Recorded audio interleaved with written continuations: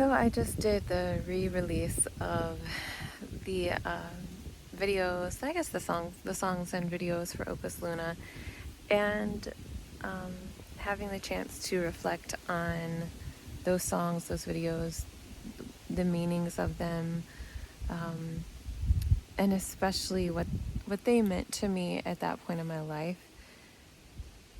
And it's interesting to think about how I feel about them now, or how I feel about that time in my life now. And I can say that for sure now, it was a pivotal moment in my life, writing those songs, putting them down, having that to say. When I had to say it, sometimes harder for me to express things in words in terms of speaking, sharing, especially about my personal life, but being able to put some of these thoughts and feelings out there, at least through music, it was really a necessity for me.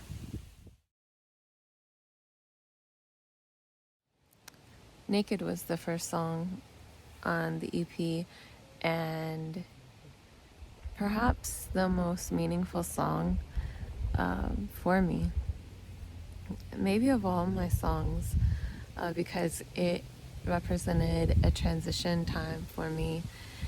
I had been doing a lot of pop music and out there kind of just in that whole, pop music scene where the lyrics were just a little more, they were fun, but maybe a little, I didn't take the opportunity, I don't think, to really explore the depth of the emotions and the things that had been going on in my life, just somewhat, but probably the music that had gotten out there and that was being promoted. But Naked, it was at the point where I just thought, it was both the professional and personal things that were going on, and I was like, I just feel like I'm ready to strip it all away and be myself, like it or not. You might like it, you might not, but here I am, and it was a really vulnerable moment for me to write those lyrics and put it out there. But I felt like that's kind of all I had left in me at the time. And it is a love song too. It's a love song kind of written to myself and anybody who would accept me and love me for just being me.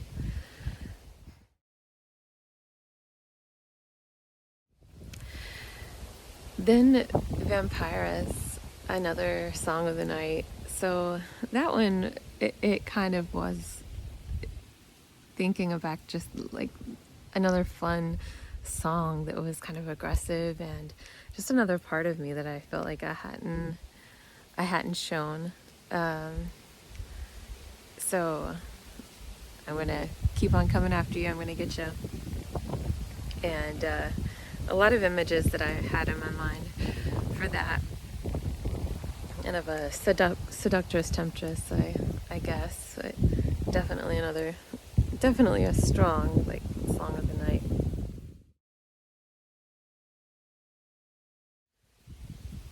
Luna Lullaby was reminiscent of some feelings that I'd had throughout my life, and it may not be obvious, but some feelings, emotions, an attraction to nature, actually. And whether that's nature here around us, here on Earth, and especially the trees, I've always felt a strong connection and needing to connect to nature. I always have to go back to that. Perhaps growing up in the mountains and having that all around me. perhaps that's why. And then also, I do mention like extraterrestrial in the song. Maybe anything else that's out there, being open to that, and being open to other kinds of love also. So that one's, I think, very open, has a lot of different meanings, interpretations, even for myself.